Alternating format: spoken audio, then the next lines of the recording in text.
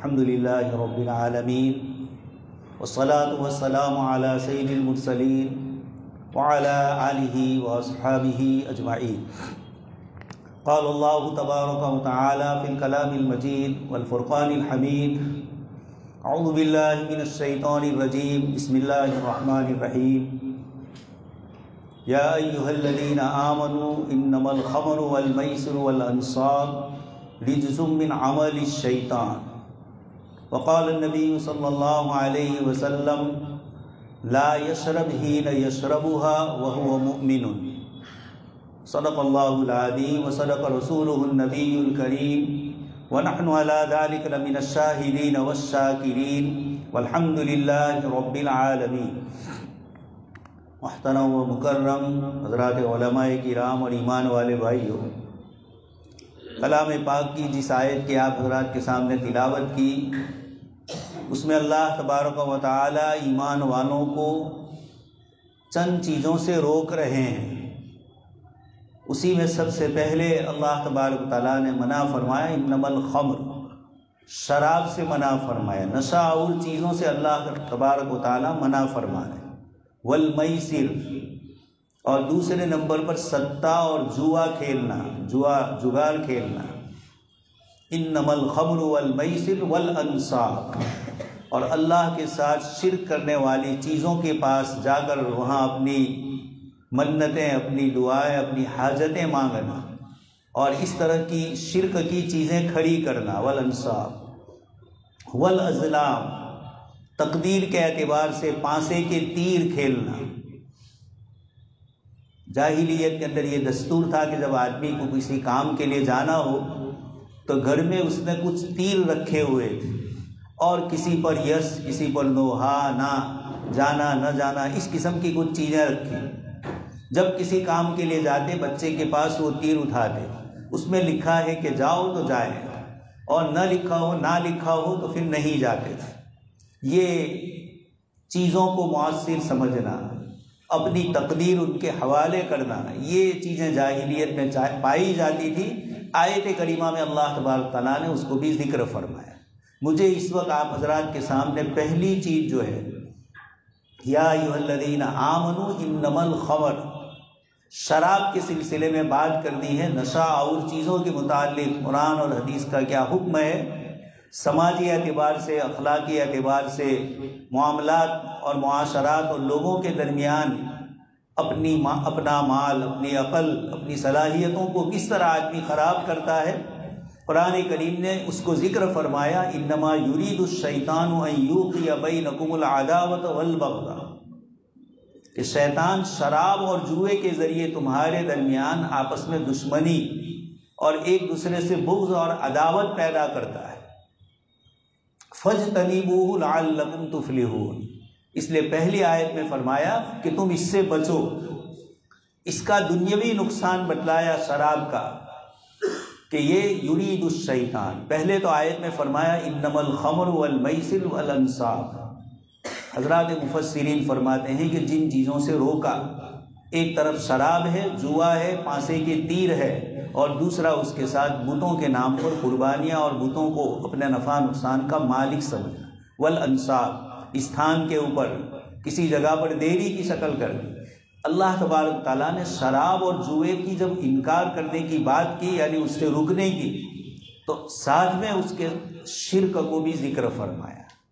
حضرات مفسرین فرماتے ہیں کہ شرک کے ساتھ شراب کا ذکر یا شراب کے ساتھ شرک کا ذکر، یہ دونوں کو ایک دوسرے سے ملانے کی کوشش قرآن کریم کی ان آیات میں ہو رہی ہے، اور ہمیں تنبیہ کی جا رہی ہے کہ شراب اور جوئے کو معمولی مت سمجھو۔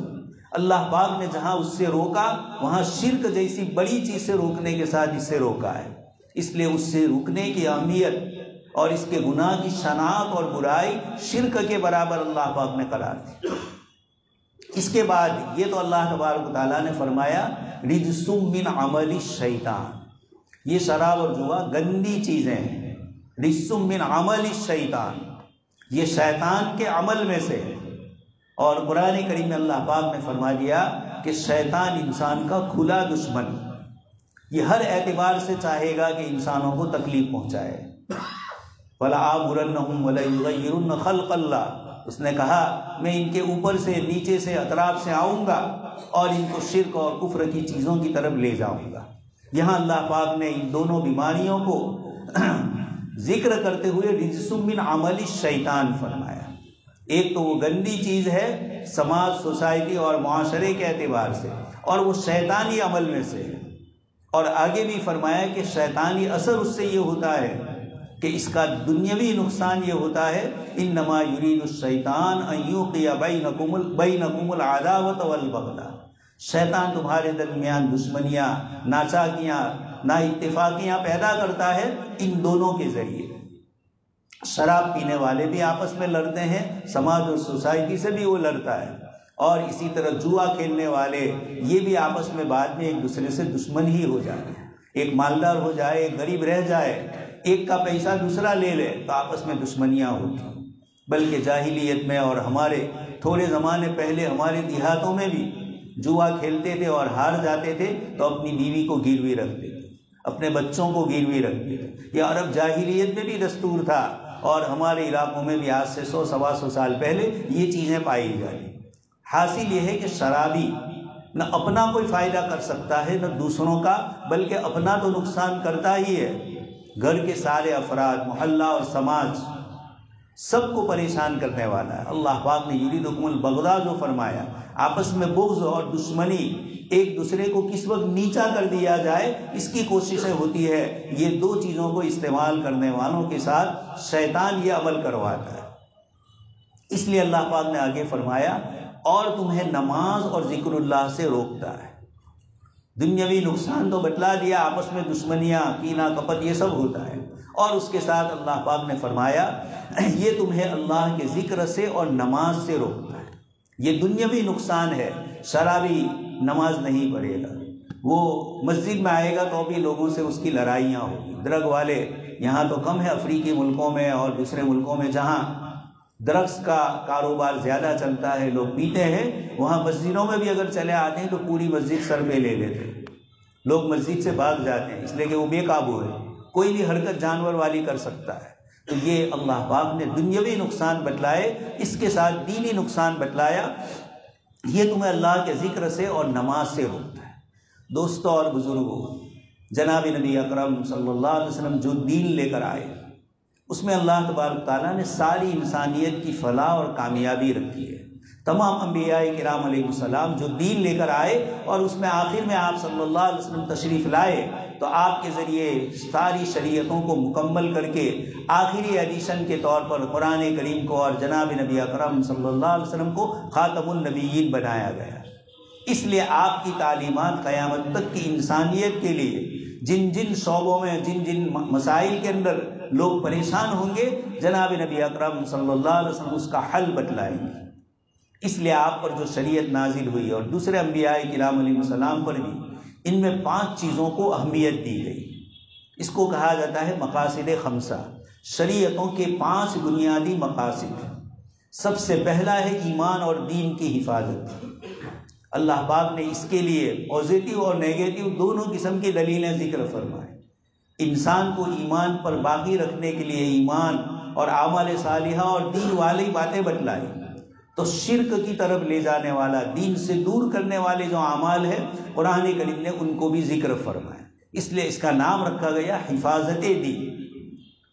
ایک چیز پیدا ہوتی ہے، وجود میں آتی ہے، پھر اس کو اپنے وجود کے بعد آہستہ آہستہ ترقی کر کے ایک مرتبے تک پہنچنا ہوتا ہے، پھر اس کو باقی رہنا ہے۔ اللہ تبارک تعالیٰ نے دین کے باقی رکھنے کی بھی، ابتدا بھی اور ہمیشہ باقی رہے، استقامت نصیب ہو، یہ تمام چیزیں قرآن کریم نے ذکر فرمائی۔ دوسرے نمبر پر ہے حفاظت جان، انسان کی اپنی جان کی حفاظت، اپنی بھی اور دوسروں کی بھی۔ من قتل نفسا بغیر نفس او فساد فی الارض فکأنما قتل الناس جميعا، ایک انسان کا قتل ساری انسانیت کا قتل، اور ایک انسان کی زندگی بچانا ساری انسانیت کی زندگی بچانا۔ یہ نبیوں کے مقاصد میں سے ہے کہ آدمی اپنی جان کی حفاظت کرے۔ حدیث شریف میں فرمایا من قتل دون مالہ وعرضہ، جو آدمی اپنی عزت اور اپنے گھر والوں کے لیے، اپنے مال کے لیے دشمن سے لڑتا ہے اور شہید ہوتا ہے، اس کے لیے بھی شہادت کا ثواب لکھا گیا۔ یہ بتلانا ہے کہ شریعت مطہرہ میں دین کی حفاظت اور جان کی حفاظت کتنی قیمتی ہے۔ تیسرے نمبر پر آتا ہے نسل کی حفاظت۔ انسان شادی کرتا ہے اور انسانیت کی ترقی یہی شادی بیاہ کے ذریعے ہوتی ہے، دادا کے بعد والد، والد کے بعد پوتا، پھر اس کا لڑکا، اس طرح انسانی تسلسل جو نسلوں کا چلا ہے اس کی حفاظت کی بھی اللہ تبارک تعالیٰ نے نبیوں کے مقاصد میں سے ایک مقصد والی چیز ذکر فرمائی۔ اس لیے تیسرے نمبر پر حفاظت نسل آتا ہے۔ چوتھا نمبر حفاظت عقل آتا ہے، عقل کی حفاظت۔ شریعت اسلامیہ میں انسانی عقل اور انسانی بدھی کی کتنی اہمیت ہے۔ میں اور آپ جانتے ہیں کہ جس پر نماز فرض ہوگی، روزہ فرض ہوگا، ساری شریعت کی عبادتیں جس پر فرض ہوگی، ہماری فقہ کی کتابوں میں اسی کے ساتھ لکھا ہوا ہوتا ہے عاقل بالغ ہونا۔ عقل بھی ہو اور بالغ ہو جائے، 15 سال سے اوپر کی عمر ہو جائے۔ یہ عاقل کا لفظ جو آیا عقل کا، یہ شریعت میں انسان عقل مند نہیں ہوتا ہے تو شریعت کے دائرے سے اس کو باہر سمجھا جاتا ہے۔ وہ پلے نماز الگ ہے، لیکن اس کے ذمے شریعت کے احکام کی تکلیف مکلف جو بنانا تھا وہ اس سے اٹھ گئی۔ اسی کو حدیث شریف میں آپ صلی اللہ علیہ وسلم نے فرمایا رفع القلم عن ثلاث، 3 قسم کے آدمیوں سے اللہ پاک نے قلم اٹھا لیا حساب کتاب۔ یہ عقل کا اتنا بڑا مقام ہے کہ قرآن کریم کی 500 سے زیادہ آیتیں ہیں جن میں اللہ تبارک تعالیٰ نے افلا یتفکرون، یتذکرون، یتدبرون، یعقلون، تعقلون، ان فی ھذا لذکری لمن کان لہ قلب او القی السمع۔ یہ اللہ پاک نے عقل کا اتنا بڑا مقام رکھا ہے کہ عقل کے ذریعے انسان اچھی بری چیز کی تمیز کرتا ہے۔ عربی زبان میں عقل کا معنی ہوتا ہے روکنے والا۔ اسی سے عرب لوگ جو رومال کے اوپر ڈالتے ہیں اقال، اس کو بھی اقال کہا گیا، وہ رومال کو اترنے سے روک رہا ہے۔ تو ہر وہ چیز جو دوسرے کے لیے روکنے کا سبب بنے اس کو کہا جاتا ہے عقل۔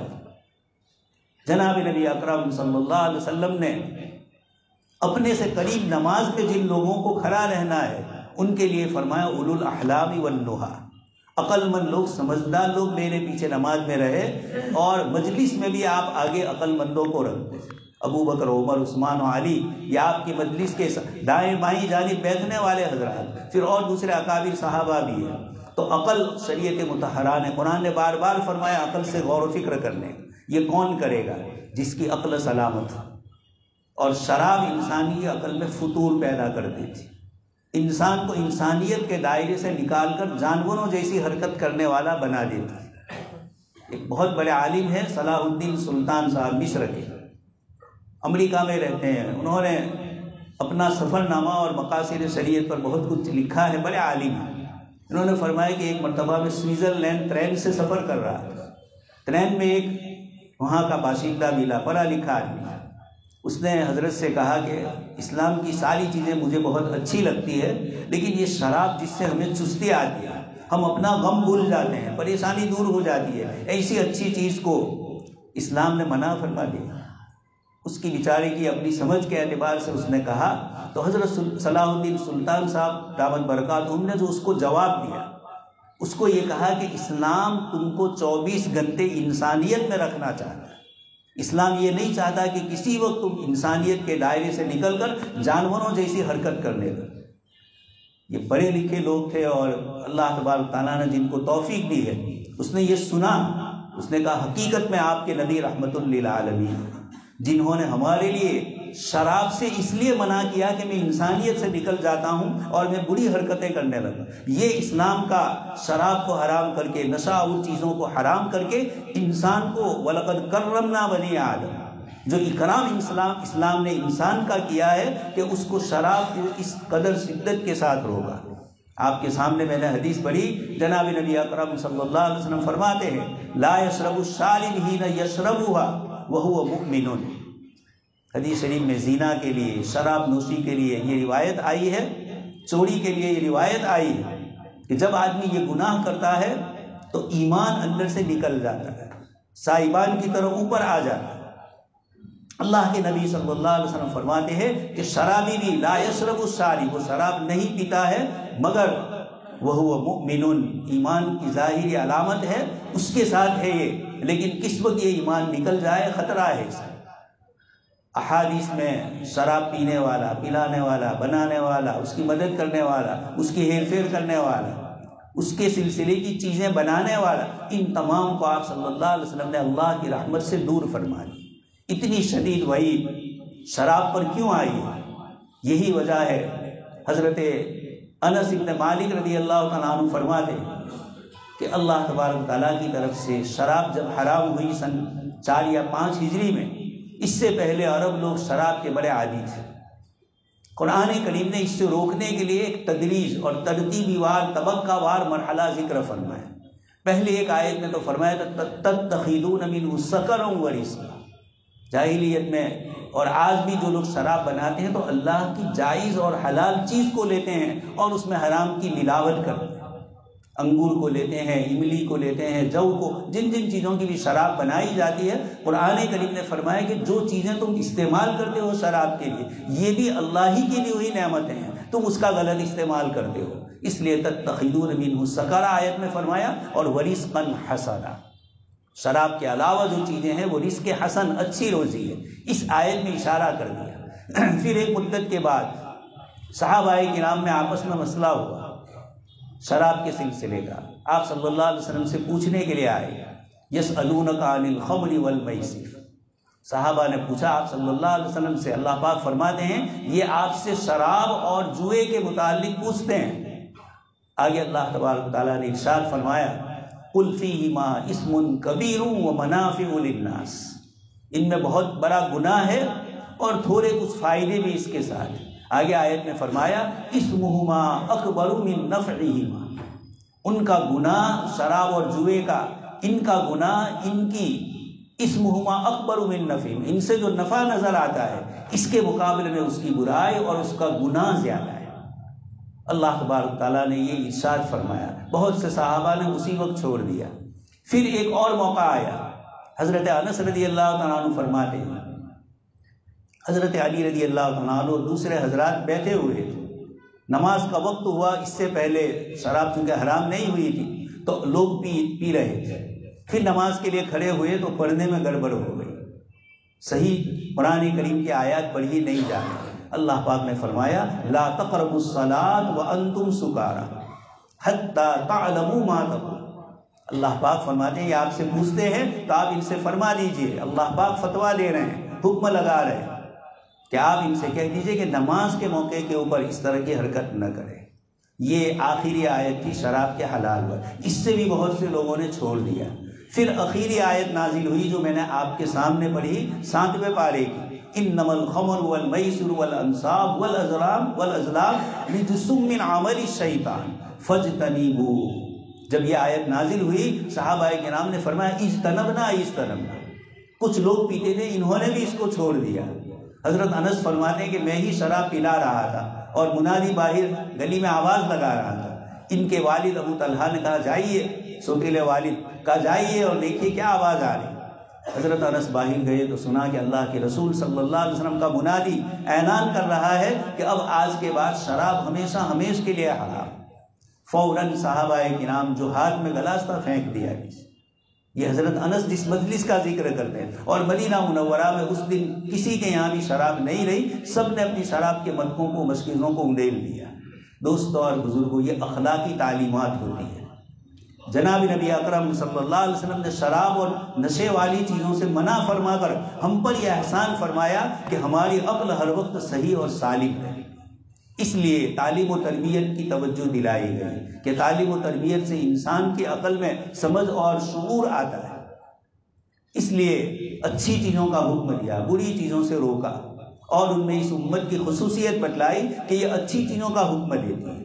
آپ صلی اللہ علیہ وسلم کی صفت بتلائی، یحل لهم الطیبات، پاکیزہ اور عمدہ چیزیں آپ حلال فرماتے ہیں، ویحرم علیہم الخبائث، اور گندی اور خبیث چیزوں سے آپ صلی اللہ علیہ وسلم روکتے ہیں۔ نسائی شریف میں روایت ہے، حضرت عثمان بن عفان رضی اللہ تعالیٰ عنہ نے یہی جملہ فرمایا کہ شراب یہ ام الخبائث، ساری برائیوں کی جڑ شراب۔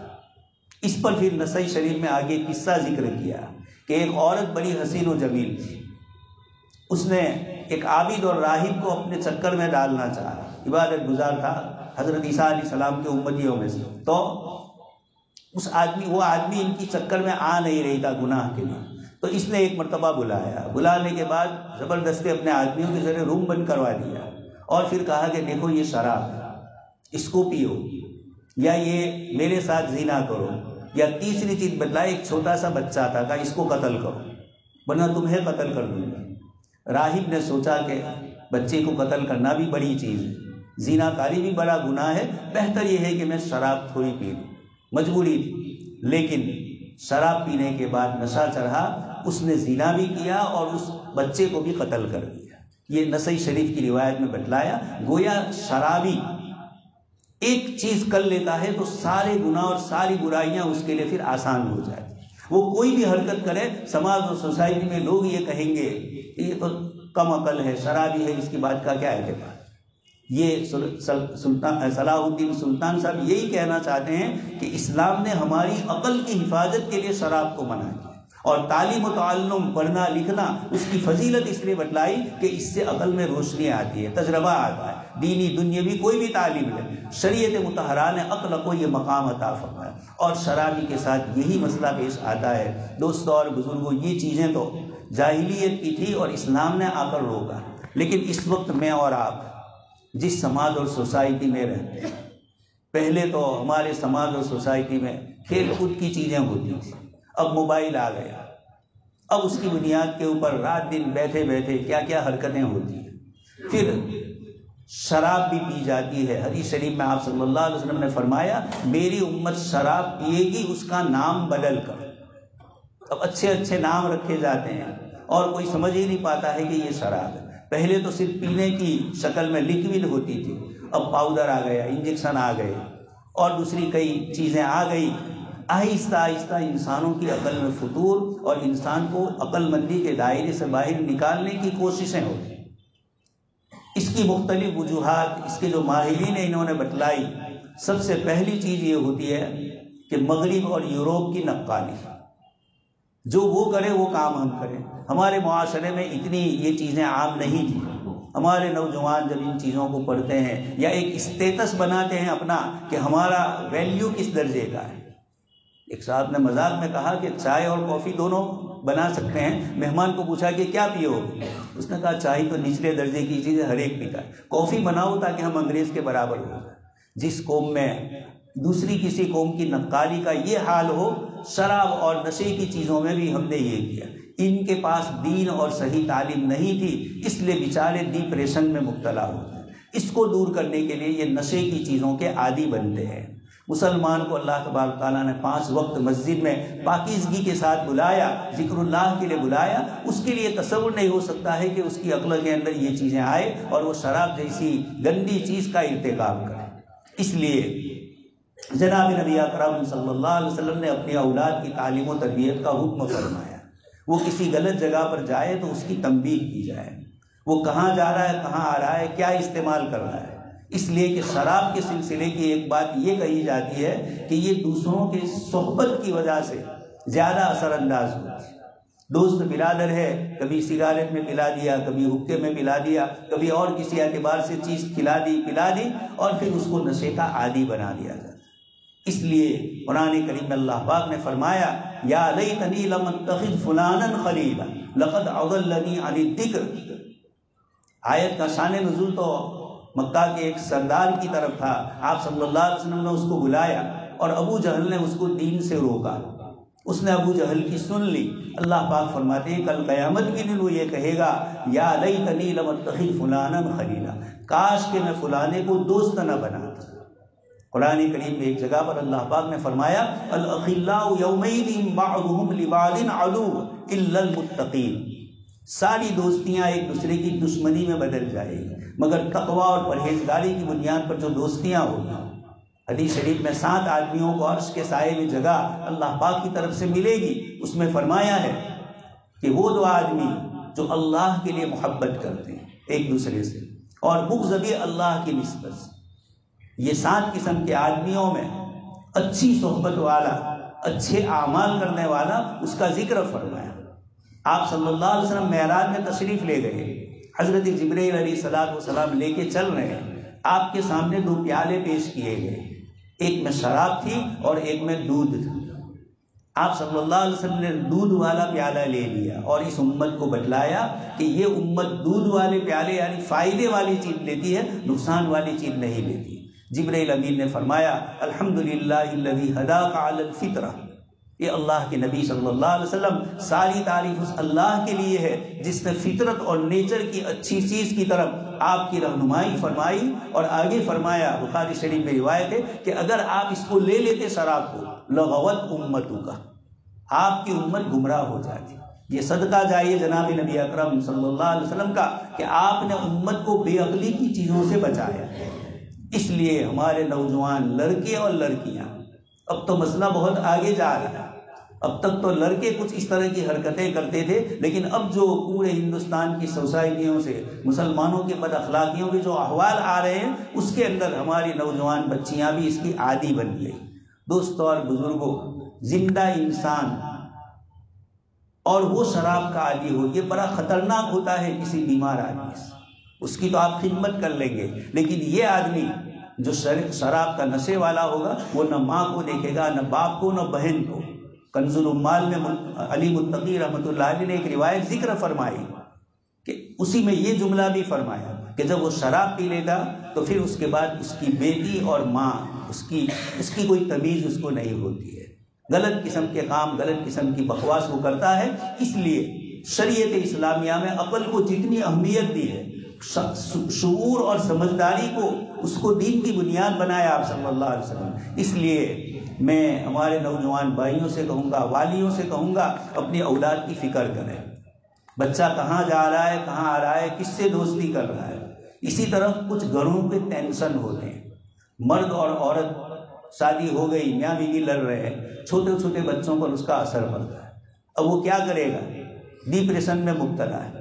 اب اس سے نجات حاصل کرنے کے لیے کبھی تھوڑی کچھ پی لے گا، یا دوست برادر ایسے مل گئے پی لیا، اب یہ اس کا عادی بن گیا، اب چھڑانا اس کا کافی مشکل ہوتا ہے۔ اس لیے گھروں کے جھگڑے معصوم اولاد پر اس کا اثر پڑتا ہے اور بڑی ہو کر وہ ڈپریشن میں مبتلا ہو۔ اسی طرح بے روزگاری، روپیہ پیسہ کمانے کا کوئی ذریعہ نہیں، آدمی پریشان ہے، وہ لت پہ چڑھ جاتا ہے اس قسم کی چیزوں پہ۔ یہ مختلف اسباب ہے۔ جناب نبی اکرم صلی اللہ علیہ وسلم نے تشریف لا کر اس کے تمام اطراف پر لعنت فرمائی، لینے والا، دینے والا، راستے والا۔ علامہ قرضاوی رحمۃ اللہ علیہ قطر میں، مصری عالم تھے، قطر میں رہتے تھے، ابھی 2 سال پہلے ہی انتقال ہوا۔ ان سے کسی نے مسئلہ پوچھا درخت کی تجارت، تو انہوں نے فرمایا کہ درخت پینے والے کو تو قتل نہ کیا جائے، لیکن درخت کے کاروبار کرنے والے کو برسرعام پھانسی دی جائے۔ یہ لوگوں کو جو بگاڑتے ہیں، دوسروں کی اولاد کو، یہ بڑا نقصان کرنے والے، اس لیے کہا کہ ان کو قتل کر دیا جائے۔ اور اب ملکوں میں بھی یہ حالات ہے، اس بنیاد پر انہوں نے فرمایا۔ اس لیے میں اپنے نوجوان بھائیوں سے، اور اب تو بہنیں بھی ہماری شامل، اور ماں باپ سے گزارش کروں گا، آپ جانتے ہیں گزشتہ 2 سالوں میں گجرات میں کتنا پکڑا گیا، کتنا آیا۔ گویا وہ سمجھ رہے ہیں کہ یہاں پینے والے ہیں، یا جو بھی کاروبار کرتے ہو، جو بھی سیاست کھیلی جاتی ہے اس کے پیچھے، لیکن یہ ہے کہ کثرت سے یہ ڈرگس کی چیزیں آ گئی۔ ہم اپنے جوانوں کی حفاظت کریں، وہ دین کے، دنیا کے کسی چیز کے نہیں رہیں گے، اخلاقیات کے بھی نہیں رہیں گے۔ اس لیے قرآن نے اس آیت کے ذریعے مجھے اور آپ کو شراب کی اس قسم کی چیزوں سے منع فرمایا، جس نام سے بھی ہو، نشہ لانے والی، آپ صلی اللہ علیہ وسلم نے اس کو حرام فرمایا، کل مسکر فہو حرام، ہر نشہ لانے والی چیز آپ نے حرام فرمائی۔ اللہ پاک سے دعا ہے کہیں سنی باتوں پر اللہ پاک ہم سب کو عمل کرنے کی توفیق نصیب فرمائے۔ آمین۔ وآخر دعوانا